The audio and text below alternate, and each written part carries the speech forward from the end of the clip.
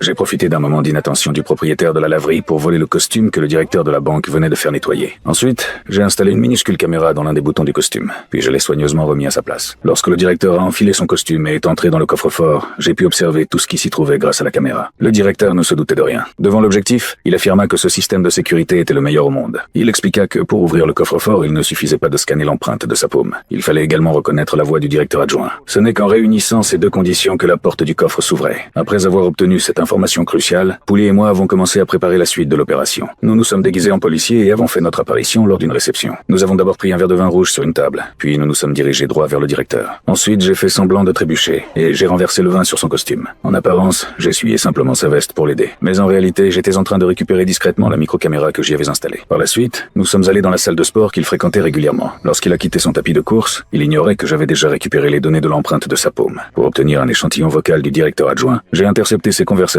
téléphoniques et j'ai finalement réussi à enregistrer la voix nécessaire à l'ouverture du coffre. Une fois tous les éléments indispensables réunis, nous nous sommes infiltrés de nuit dans un immeuble voisin de la banque. À l'aide d'une scie circulaire, nous avons découpé un mur de béton épais de 40 cm. Puis nous avons percé 2 trous dans le mur et y avons inséré un tube d'acier spécial. Enfin, en mobilisant toutes nos forces, nous avons arraché le panneau de béton découpé. C'est ainsi que nous avons réussi à pénétrer dans la salle de surveillance de la banque. Le moment coïncidait précisément avec la relève des agents de sécurité. Nous avons alors remplacé les images des caméras par une vidéo enregistrée à l'avance. Ensuite, nous sommes entrés directement dans le coffre-fort. J'ai enfilé un gant reproduisant l'empreinte palmaire du directeur de la banque. Comme prévu, la vérification de l'empreinte a été validée sans difficulté. Tout semblait se dérouler parfaitement. Cependant, au moment de la reconnaissance vocale, un incident totalement inattendu s'est produit. Et en un instant, l'ensemble de notre plan s'est retrouvé en grand danger.